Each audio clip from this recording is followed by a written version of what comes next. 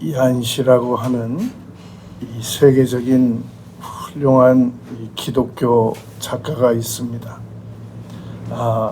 이분이 내가 알지 못하는 예수라는 책을 461페이지를 저술했습니다. 이 필립 이한시가 처음이자 마지막으로 이 천국에 가신 이 빌리 그레이엄 목사님에게 이 책을 추천사를 부탁을 드렸습니다. 빌리 그레이엄 목사님께서 그 바쁘신 분께서 이 책을 처음부터 끝까지 다 읽고 내가 지금까지 읽었던 예수 그리스도에 대한 책들 가운데 그 어떤 책들보다 가장 훌륭하다라고 하는 평가와 함께 이 추천사를 기꺼이 추천했던 그런 책입니다. 제가 지난 주간에 이 461페이지짜리 책을 자세히 읽어봤습니다. 그리고 이것을 한 문장으로 줄일 수 있다면 어떻게 줄일 수 있을까를 정리해 보았더니 이런 내용이 됩니다. 용서는 기적이다 하는 내용입니다. 그러니까 용서가 기적이라는 말은 내가 만약에 누군가를 용서했다면 그것은 나에게 기적이 일어났다는 것이다 라는 그런 의미가 됩니다. 내가 아직도 누군가를 용서하지 못하고 제대로 변변치 못하게 아무도 제대로 용서 한 명도 못하고 살아가고 있다는 것은 내가 문제가 심각하게 많아서 그런 것이 아니라 그만큼 용서라고 하는 것은 기적이 일어나는 것만큼이나 어려운 일이기 때문에 아직 나에게 그러한 기적이 안 일어난 것뿐이다 라고 생각을 하면 되겠습니다. 오늘 저희는 용서에 대해서 5가지를 생각할 겁니다. 첫 번째로 용서는 믿음이 있을 때만 할 수 있는 일입니다. 기적이 믿음 없이 일어날 수 있겠습니까? 믿음 없이 기적은 일어날 수 없습니다. 그러므로 당연히 용서의 첫 번째 방법은 나에게 믿음이 지금보다 더 기적이 일어나야 될 수 있을 만큼 기적을 일어나게 할 수 있을 만큼의 믿음이 보충되어야 한다는 말입니다. 이 요셉이 어떻게 그 형들을 용서할 수 있었겠느냐 하는 점입니다. 17살밖에 안 먹었고 그토록 형님들 저를 제발 이 구덩이에서 건져주십시오. 저를 살려주십시오. 아버지가 보고 싶습니다. 저도 형님들하고 같이 집에 가고 싶습니다. 지금이라도 저를 데리고만 가주신다면 이번 일은 아무 일도 없었던 일로 절대 누구에게 얘기하지 않겠습니다. 그런데 형들은 요셉을 포기했고 마침 그때 미디안 상인들이 지나가서 팔아 넘겨져서 하루아침에 남의 집 이 귀한 아들이 착고를 차고 도망갈까봐 쇠사슬을 묶고 그리고 멀리 한 번도 가보지도 않았던 나라로 팔려가서 거기서 종살이를 했단 말입니다. 그런데 형들이 와서 곡식 사러 와서 절 한 번 했다고 그게 풀려지고 용서가 이루어지겠습니까? 그게 이성적 감정으로 할 수 있는 일이겠습니까? 그게 그 억울함과 그 고통이 애굽의 총리라고 하는 그 직함을 얻었다는 거하고 맞교환이 되겠습니까? 그냥 다 그럴 사람은 다 그럴 수 있는 거라고 잊어버릴 수 있겠냐는 겁니다. 그래서 요셉은 이 4가지를 믿었다라고 하는 것이 성경을 통해서 우리가 알 수 있는 내용입니다. 요셉이 믿었던 것은 형들의 회개를 진심으로 믿었습니다. 저 다 거짓말이야. 저거 일시적으로 지금 무서우니까 저거 하는 행동이야. 이 똑똑한 엄마들이 자녀들에게 많이 하는 말입니다. 귀신을 속여라. 엄마가 속나. 그러면서 안 믿어준단 말입니다. 그 사람 참 다 가짜야. 안 믿어준단 말입니다. 요셉은 형들의 회개를 진심으로 믿었습니다. 유다의 설득을 믿었고 루벤의 회개를 믿었고 자기들끼리 하는 얘기를 듣고 믿었단 말입니다. 이 사람들 진짜 회개했구나. 요셉이 또 믿었던 것은 선한 일이든 악한 일이든 모든 일은 하나님의 허락하에서 일어난다. 이걸 분명히 믿었습니다. 이건 하나님도 실수하신 거야. 그렇게 생각하지 않고 하나님의 허락하에서 이러한 일이 일어나고 있다, 일어났다, 일어날 것이다. 이것을 분명히 믿었다는 말입니다. 요셉이 믿었던 것은 하나님께서 이 일을 허락하신 이유는 비록 처음에 나에게 힘들고 나에게 고통이 될 것이지만 반드시 합력하여 선으로 바꿔주실 것이라고 생각하셨다라는 사실을 믿었던 겁니다. 그리고 결국 그대로 이 일은 이루어졌다라고 요셉이 믿었단 말입니다. 여러분, 이 용서는 내가 당했던 이 일에 대한 고통보다 내가 3배는 더 강해야 할 수 있는 일입니다. 내가 받았던 상처보다 내가 더 나약하면 언제나 그 상처 속에서 신음하면서 살다가 이 세상을 끝내지 끝내 용서 못하고 갑니다. 그러나 내가 어떤 일을 당했든지 간에 그 일보다 내가 믿음이 3배만 더 강하면 이게 극복이 된단 말입니다. 여러분, 이 전쟁학에서 한 나라가 한 나라를 완전히 이기지 못하고 승리하지 못하는 이유는 3배가 더 강하지 못하기 때문이다라는 겁니다. 러시아와 우크라이나가 저렇게 전쟁을 오래 끌고 있는 것은 분명히 러시아가 우크라이나보다 강한 건 사실이나 3배가 더 강하지 못하기 때문에 우크라이나를 섬멸시키지 못하고 전멸시키지 못하고 이 전쟁이 계속 끌고 가지고 있다는 겁니다. 우리가 과거에 어떤 상처를 받고 피해를 당한 거 분명히 맞는데 그걸 왜 우리가 아직까지 해결을 못하고 용서를 못하고 이렇게 넘어가고 있느냐면 아직도 우리가 그 억울한 일을 감당해낼 능력이 3배가 더 강하지 못하기 때문에 우리가 지금 이것을 용서 못하고 끌고 가고 있단 말입니다. 우리가 옛날에 당했던 일보다 한 1.5배, 한 2배, 2배 그 정도는 되는데 아직 3배가 더 강하지 못한 겁니다. 그러므로 우리가 용서를 하기 위해서는 내가 어떤 기술이 늘어나고 내가 어떤 내 마음이 넓어지고 그래서 내가 용서를 할 수 있는 게 아니고 지금보다 믿음이 더 강해져야 된단 말입니다. 여러분, 이 탕자가 나가서 그 동네 사람들이 다 알아요. 저 못된 놈이, 세상에 저렇게 못된 놈이 다 있냐. 아버지한테 유산 상속 미리 달라고 아버지가 그렇게 설득을 해도 몇 날 며칠에 자기는 이제 이 집 떠난다고. 이 집이라고 그랬겠어요? 나 이놈의 집 구석 떠난다고 그랬겠죠? 그렇게 해서 떠나가지고 다 창기들하고 낭비하고 나서 어디 자기가 얼굴이 있으면 다시 돌아오냐고. 그런 탕자였단 말입니다. 자기가 용서가 됐겠습니까? 설령 아버지가 탕자를 용서해 준다고 해서 아버지가 탕자를 붙잡으러 갔다고 했고 숨어있는 탕자를 찾아왔다고 하잔 말입니다. 자기가 용서가 되겠냔 말입니다. 그런데 자기 발로 돌아왔단 말입니다.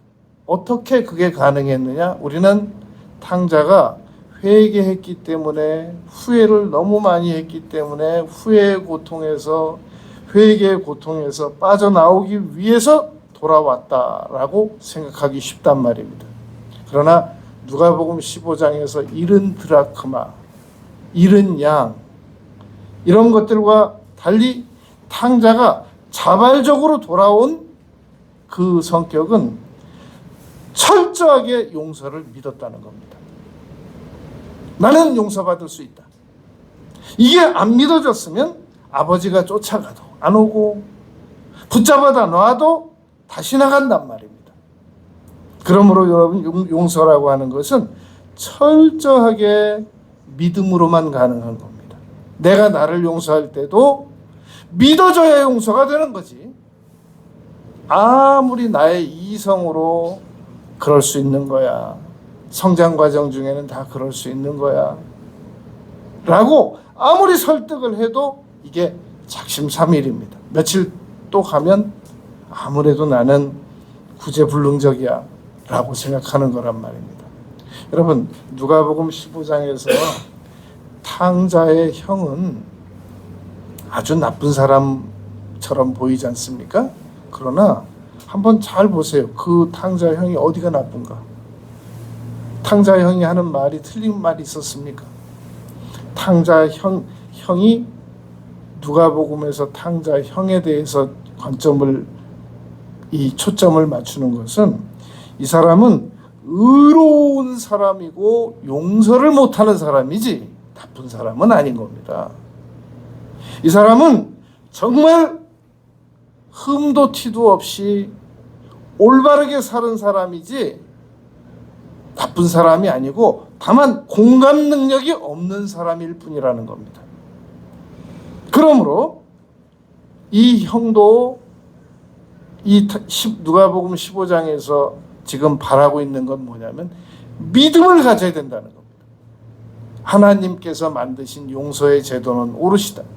하나님께서 만드신 기도의 제도는 옳으시다. 하나님께서 만드신 부활이라고 하는 제도는 옳으시다. 하나님께서 만드신 회개라고 하는 제도는 옳으시다. 하나님께서 만드신 용서의 제도라는 것은 절대 옳으시다. 이 탕자 형은 아버지가 탕자를 용서하는 그 용서의 제도 자체를 못마땅해 했단 말입니다. 믿어져야 옳다고 생각을 할 거 아니겠습니까? 안 믿어지는데 어떻게 그걸 받아들일 수 있겠냐는 겁니다.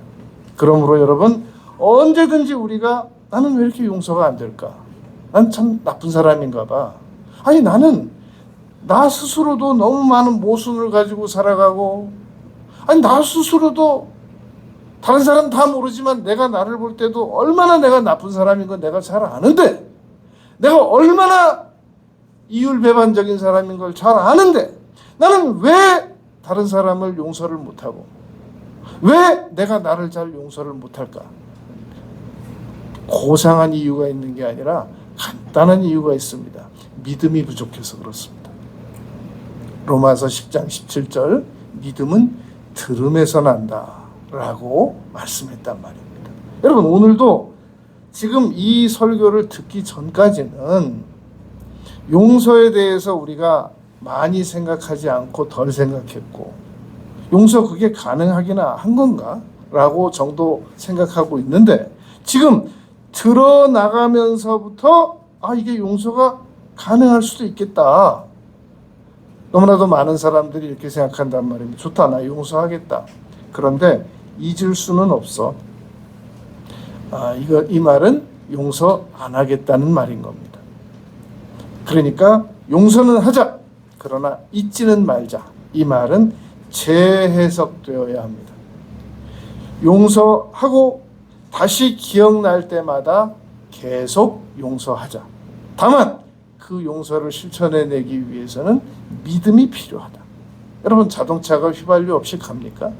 비행기가 휘발유 없이 갑니까? 연료 없이 움직여질 수 있는 건 세상에 없단 말입니다.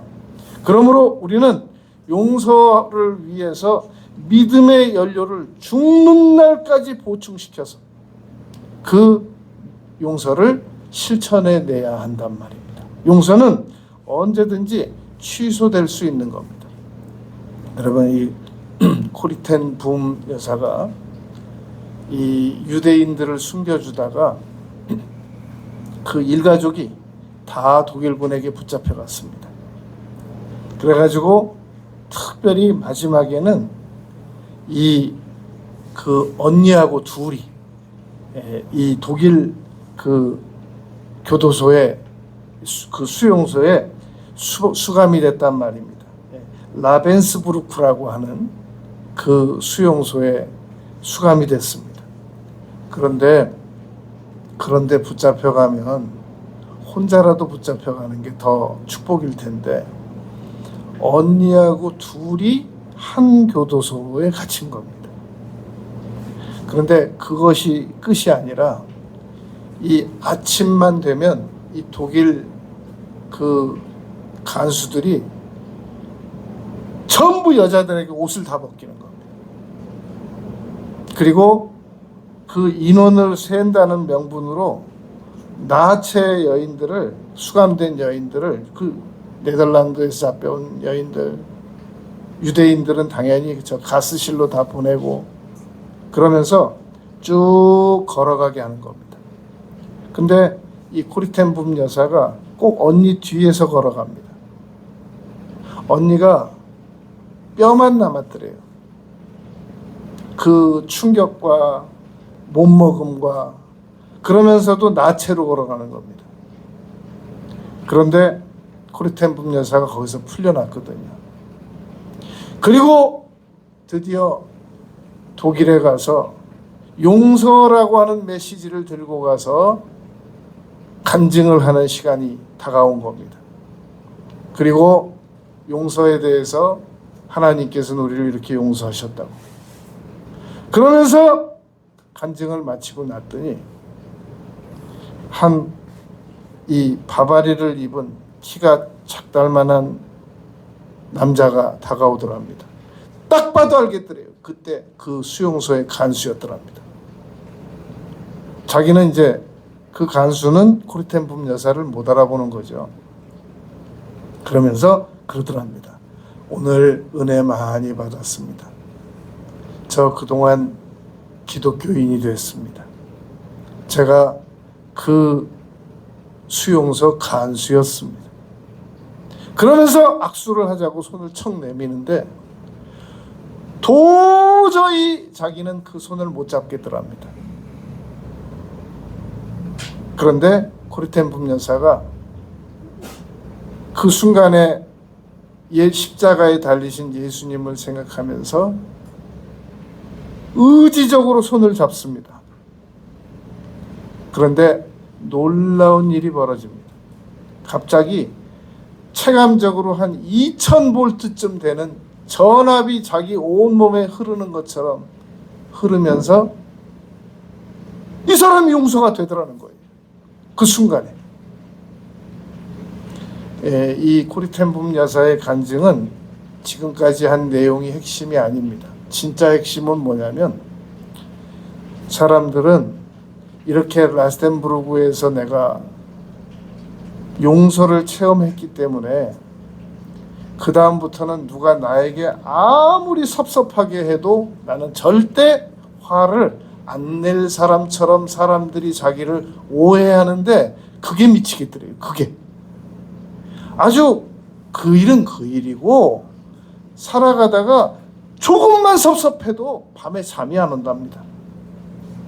자기 심정은 그런데 사람들은 아유 그분이야 뭐 그 독일 수용소에 있었던 일도 체험한 분인데 뭐 그까짓 거 갖고 용서 못하겠어? 안 된다는 거예요. 용서는 한 건 막대한 믿음의 대가를 치르지 않으면 용서가 안 되더라. 그게 바로 이 코리텐붐 여사의 간증입니다. 간증의 핵심인 겁니다. 여러분, 필리비안 씨가 용서는 기적이 일어나야만 가능하다. 요셉이 믿음으로 했다. 코리텐붐 여사가 용서는 한 건 한 건 하지 않으면 안 되더라. 이거 전부 믿음으로만 할 수 있는 일이다 라는 겁니다. 언제든지 용서가 안 되거든 내가 또 믿음의 이 용량이 다 떨어졌구나 라고 믿고 즉시 믿음을 보강시켜야지 이건 내 마음은 어제는 용서가 됐는데 또 자고 나니까 또 용서가 안 되고 이거는 왜 이러는 거야? 자기 이성을 꾸짖을 일이 아니다라는 말입니다. 두 번째, 용서라고 하는 것은 우리도 죽는 날까지 앞으로 계속 받아나가야 되는 존재입니다. 여러분, 마태복음 18장에서 베드로가 예수님에게 3번 용서해 주면 될까요? 7번 용서하면 될까요? 이 중국 사람들은 대국적 기질이 있어가지고 사람들이 잘못하면 3번까지는 용서해 주라 라고 가르치면서 배우면서 자라온 사람들입니다. 그런데 베드로는 예수님께 이렇게 말씀드렸습니다. 7번 용서해 주면 되겠습니까? 그랬더니 예수님께서 70번씩 7번 해라. 이 말은 490번을 채워서 넘어가면 그때부터는 용서 안 해도 된다라고 하는 횟수의 제한을 설명한 것이 아니라 무한정 용서하라 라는 의미였단 말입니다. 그러면서 예를 들어 주셨습니다. 한 사람이 죄를 지어가지고 빚을 많이 져서 1만 달란트의 빚을 졌다. 지금으로 말하면 100억 가까운 돈입니다. 그런데 그 사람이 가만히 듣자 하니까 100데나리온 1만 달란트 탕감받은 사람이 100데나리온 빚진 사람을 이 멱살을 붙잡고 너는 지금 당장 갚든지 감옥을 가든지 하라 라고 하는 얘기를 들었다는 말입니다. 그러니까 그 주인이 그 1만 달란트 용서해 준 사람이 주인이 노해가지고 이 사람을 다시 붙잡아 오라고 시켰다는 이 생생한 예화가 예수님께서 예를 들어주신 겁니다. 여러분, 우리는 이 사람이 1만 달란트 탕감받은 사람이 100데나리온 자기한테 빚진 사람을 용서 못하고 있는 상황이 왜 발생됐느냐? 이 사람은 자기 생애에 다시는 1만 달란트 빚질 일도 없고 용서받을 일도 없을 것이다 라고 단정을 지었다는 겁니다. 그러나 여러분, 우리는 오늘도 1만 달란트 용서받을 일이 생겨 있고 내일도 1만 달란트 빚질 일이 또 다가올 거고 죽는 날까지 여러분 우리에게는 1만 달란트 탕감받을 일이 계속 다가와진다는 사실을 잊지 말아야 됩니다. 그것이 우리가 기억해야 될 일인데 너무나도 많은 사람들이 나는 다시는 1만 달란트 용서받을 일은 만들지 않을 거야. 내가 그리로 돌아갈 일은 없을 거야. 그러므로 나는 이 100데나리온 이 잘못한 사람만 받아내야 되겠어 라는 이런 생각을 가지고 있다는 말입니다. 여러분, 우리는 죽는 날까지 루터의 말대로 거지입니다. 영적인 거지, 육체적인 거지, 정신적인 거지입니다. 우리는 언제든지 다시 1만 달란트 용서를 받고 탕감받아야 될 만한 상황으로 되돌아갈 수 있는 사람이란 말입니다. 그러므로 우리는 우리에게 잘못한 100데나리온 빚진 사람들을 계속 우리 역시 용서해 주어야 한다는 말입니다.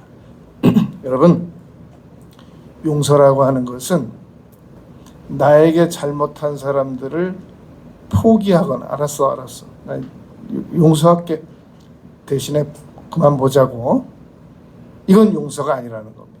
그만 보는 복수지 용서가 아니란 말입니다.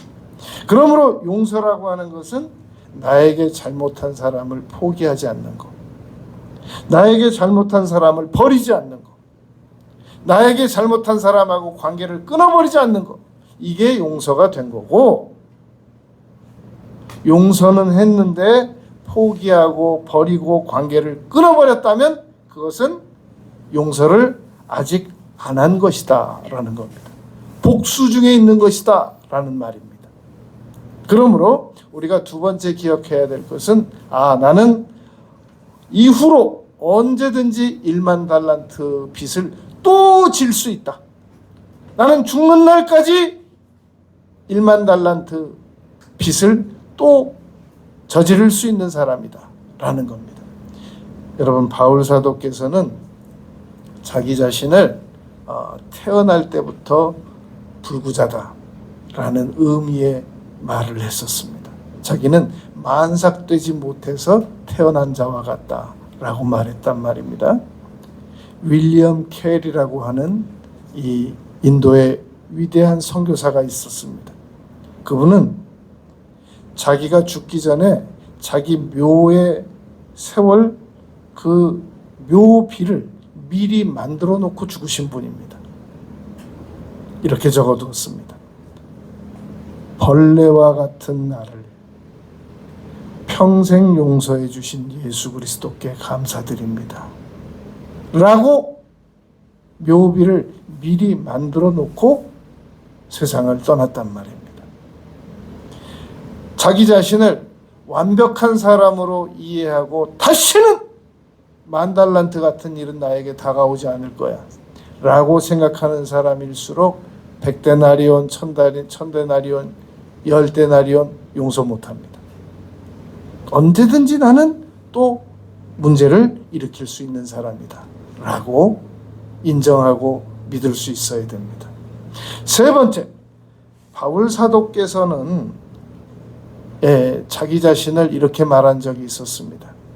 내가 사도가 된 증거가 뭐냐면 오래 참는 능력이야 라고 사람들에게, 고린도 교인들에게 말했단 말입니다. 나는 내가 사도인 증거가 뭔지 알아? 내가 너희들에 대하여 오래 참는 능력을 봐봐. 그럼 내가 사도 맞아. 그런데 여러분, 세 번째, 예수님께서는 십자가를 참으신 분입니다. 히브리서 12장 2절 말씀입니다. 여러분, 우리가 테레사 수녀는 겉옷을 남겨놓고 갔다고 그랬잖아요. 예수님은 십자가 위에서 아무것도 안 남기고 다 이루었다라고 말씀하고 떠나셨단 말입니다. 바울은 내가 사도된 것이 오래 참는 능력, 그게 증거다라고 말한 것처럼 예수님께서는 오래 참는 정도가 아니라 십자가를 참으셨다라는 말입니다. 그러니 예수님께서 십자가를 참으셨다는 말은 그 안에 어떻게 나를 용서할 수 없으실 거야 라는 그 내용이, 그 십자가를 참으사라는 내용 어디에 들어갈 수 있겠습니까? 다 용서하셔도 나는 못하실 거야. 나를 용서 못하실 분이 여러분 어떻게 십자가를 참을 수 있겠습니까? 그러므로 나를 용서 못하셔 하나님은, 그러므로 나도 나를 용서 못해 를 믿든지, 십자가를 참으신 분은 나를 용서하실 수 있어 이걸 믿든지, 둘 중에 하나 믿어야 됩니다. 십자가는 참으실 수 있지만 나는 용서 못하실 거야 이렇게 믿는 것은 그건 모순적입니다. 이 정치 철학자 한나 아렌트라고 하는 분은 이 아우슈비츠 형무소의 일과 그 독일의 만행을 아주 두꺼운 책으로 저술해서 기록한 분입니다. 이분은 이런 말을 한 적이 있습니다. 인간사에서 용서라고 하는 역할과 개념을 처음으로 끌고 들어오신 분이 예수님이시다. 여러분, 원래 예수님 오시기 전까지는 삼위일체의 교리가 하나도 문제가 안 됐었습니다. 없었어요. 그때는 단일신 성부 하나님만 믿으면 됐었단 말입니다. 그런데 왜 삼위일체라는 게 문제가 됐냐면 예수님께서 오시면서부터 나와 아버지는 하나다라고 말씀하시니 어떻게 삼위일체가 안 생기겠어요? 그러므로 예수님께서 오심으로 말미암아 원수 용서에 대한 내용도 이 땅에 진행되기 시작했단 말입니다. 그러므로 용서라고 하는 것은 예수님께서 만드신 거고 예수님께서 실천하신 거고 물론 구약에 다 있는 거죠. 여러분, 미국의 유명한 아미시 마을이라고 있습니다. 그 아미시 마을은 지금도 자체 교육기관을 가지고 있고 지금도 말 타고 다니고 그리고 그 세상적인 여러 문명적인 것들을 이렇게 포기하고 절제하고 그런 마을입니다. 그런데 지난 2006년에 한 총기범이 들어가서 그 아미시 마을의 아이들을 총으로 난사를 했단 말입니다. 그 주간이 끝나기 전에 아미시 마을 전체에서 그 총기범 난사자들을 용서했습니다. 공개적으로 공식적으로 용서했습니다. 그럴 수 있다. 우린 이 용서를 하고 받아들이겠다. 이게 너무 난해하니까 학자들이 아미시 마을을 연구를 했습니다. 이게 공동체 아미시 마을에서 누군가의 압박에 의하여 원치도 않는 일을 저렇게 한 거 아니냐 면밀히 조사를 해봤더니 진짜더랍니다. 진짜 용서했더랍니다. 그러므로 여러분, 우리가 십자가를 참으사 아침 9시에 십자가에 올라가셔서 오후 3시에 6시간 동안 그 그림에는 십자가 밑에 발받침이 있는데 원래 십자가 처형 도구에서는 발받침이 없습니다. 그리고 그림에서는 예수님께서 옷을 입고 십자가에 달리셨는데 실제는 나체로 올라가는 겁니다. 그리고 마지막에 우리 사형수가 목매달아서 처형당하고 그 쿵 떨어지더라도 의사가 가서 진짜 죽었는지 검진을 하는 것처럼 십자가에서 죽은 사람들이 정말로 죽었는지 마지막에 다리를 꺾습니다. 확실하게 하기 위해서. 근데 예수님께서는 다리를 꺾으실 필요가 없으신 게 확실히 운명하셨단 말입니다. 옆구리에 창은 찔렸단 말이죠. 물과 피를 다 쏟게 하시고 그리고 아리마대 요셉으로 갔단 말입니다. 발받침이 없기 때문에 점점 몸이 처져 내려오니까 심장과 폐가 눌려져서 압박 질식사한단 말이죠. 그렇게 죽으셨는데 그걸 참으셨다. 참아내셨다. 라고 죄를 짓고 올라가 참으신 게 아니라 아무 죄도 없이 참아내셨다. 그렇게 참아내신 분이 우리가 지은 죄는 용서 못하시고 못 참을 것이다. 그건 우리의 생각이란 말입니다. 여러분, 그러니까 용서라고 하는 것은 피해를 고스란히 내가 떠안는 겁니다. 상대방이 제가 잘못했습니다. 제가 어떤 보상이든지 다 해드리겠습니다. 이러면 그걸 용서하는 건 일도 아니기 쉬워요. 그러나 상대방이 아무 보상할 능력이 없단 말입니다. 그것까지도 내가 다 받아들이는 것을 용서라고 합니다. 그게 바로 예수님께서 십자가를 참으사라는 의미란 말입니다. 1946년에 독일의 저슬로 카돌로스키라고 하는 불량 청년이 있었습니다.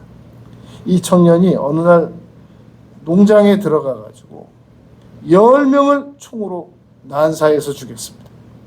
그 10명이 거의 다 가족이었는데 그 일로 이 청년이 이 감옥에 들어가서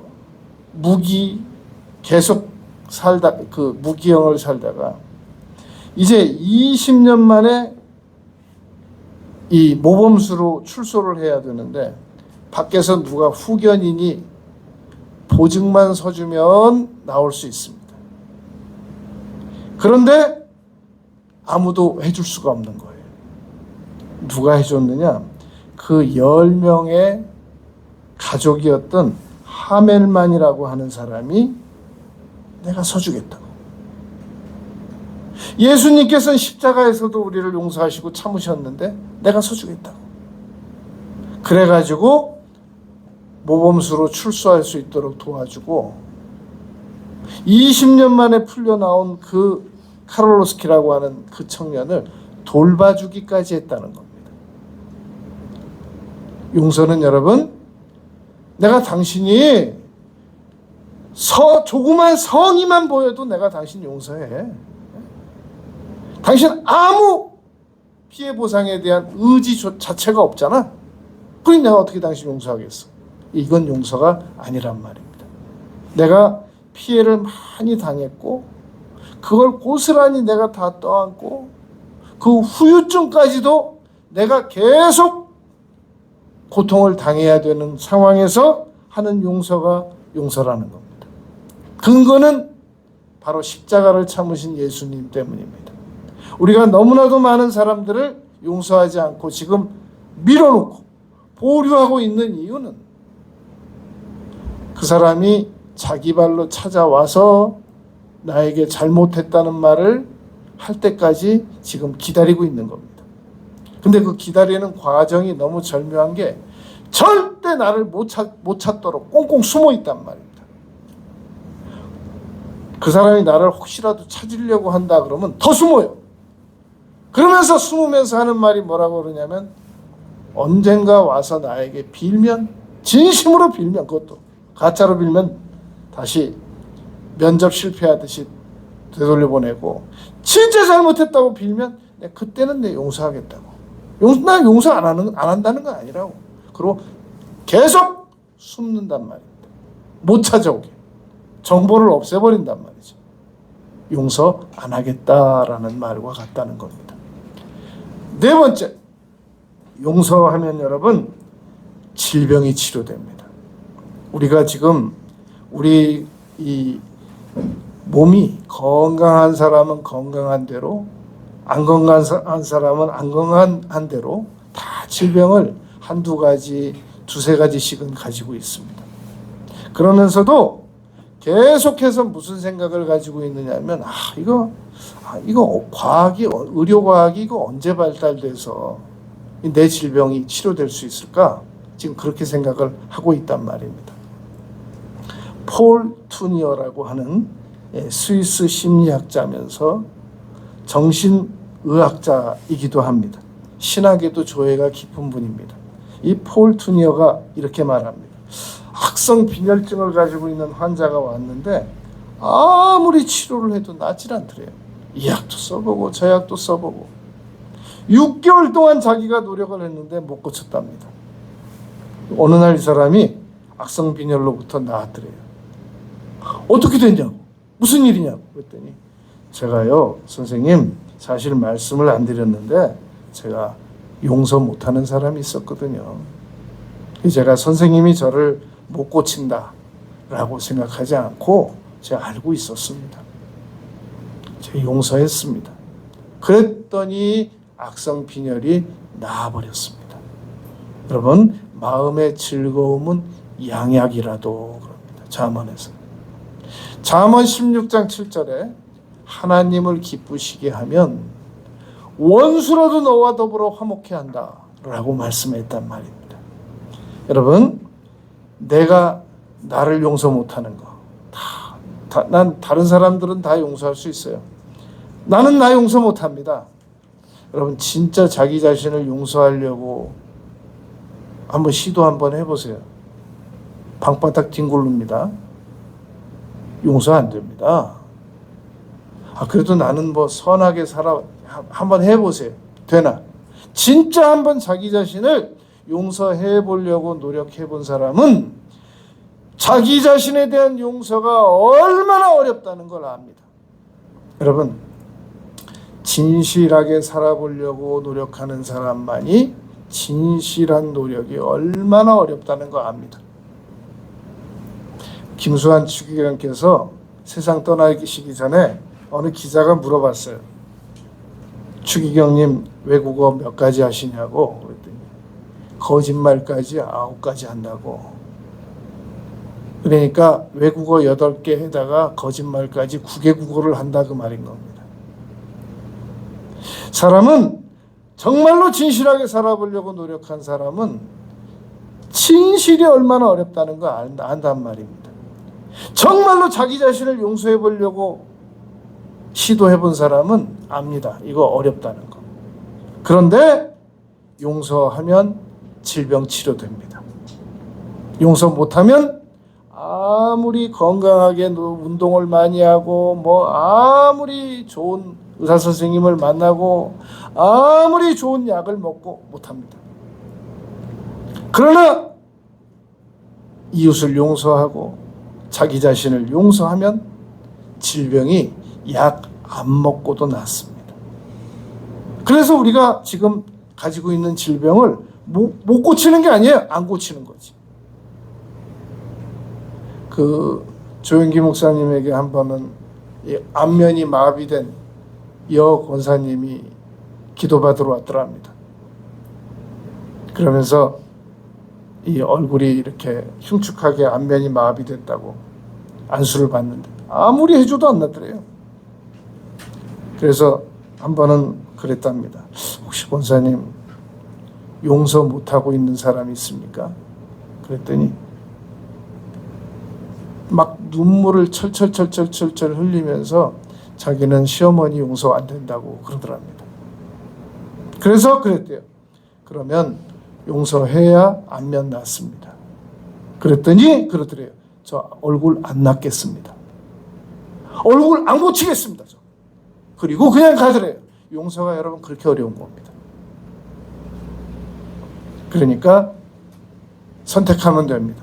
질병을 고치든지 용서를 하든지. 용서 안 하고 질병 안 고치고 평생 약 먹고 살든지 단명하든지 그건 저와 여러분들의 선택입니다. 다섯 번째, 끝으로 나는 심판하는 권세를 가진 존재가 아니라는 겁니다. 심판은 하나님이 하시는 겁니다. 오늘 본문 말씀에 보면 7번이라도 잘못하고 내가 회개하노라라고 말하면 그러면 용서해 주라라는 말입니다. 횟수에 제한을 두라는 말이 아니라 계속해서 용서해 줘라 하는 말입니다. 그랬더니 제자들이 뭐라고 말하냐면 믿음을 주소서라고 말했다는 겁니다. 주여 우리에게 믿음을 더하소서라고 17장 5절에서 말씀합니다. 그랬더니 예수님께서 6절에서 뭐라고 말씀하시냐면 너희들에게 있는 믿음은 충분해. 그 믿음 중에 겨자씨 더두덜도 말고 겨자씨 한 알만큼만 사용하면 용서는 충분히 가능한 거야. 그런데 그렇게 안 할 뿐인 거야 라고 가르쳐 주셨다는 겁니다. 여러분, 용서는 상대방을 풀어주는 게 아닙니다. 나를 풀어주는 겁니다. 용서는 상대방을 살리기 위해서 하는 게 아닌 겁니다. 나를 살리기 위해서 내가 선택하는 겁니다. 나를 그만 괴롭히기로 결정한 사람들, 그게 용서를 선택하는 겁니다. 하나님을 설득하는 거 아닙니다. 하나님 바꾸는 거 아닙니다. 나를 바꾸는 겁니다. 그렇게 결심한 사람들만 용서를 선택하는 겁니다. 여러분, 자기를 용서하기로 결단하고 그리고 자기 질병을 치료받기로 결단하고 십자가를 참으신 예수님께서 나를 용서 못한다는 건 있을 수도 없다는 거, 이거 믿음으로 받아들이고 나는 앞으로도 죽는 날까지 계속해서 1만 달란트 용서받을 일이 또 발생된다는 거, 이건 믿고 그리고 믿음을 계속 가중시켜 나갈 때 용서 가능한 일입니다. 용서하는 일을 선택하는 우리 모두가 되시길 바라겠습니다. 아버지 하나님, 저희들이 이런저런 핑계대면서 용서 안 하면서 미루면서 온갖 피해를 다 당하면서 살아오고 있었습니다. 남은 생애를 그렇게 어리석게 살지 아니하도록 하겠습니다. 용서를 적극적으로 선택하겠습니다. 예수님 이름으로 기도드렸습니다. 아멘. 찬송가 88장 드리시겠습니다.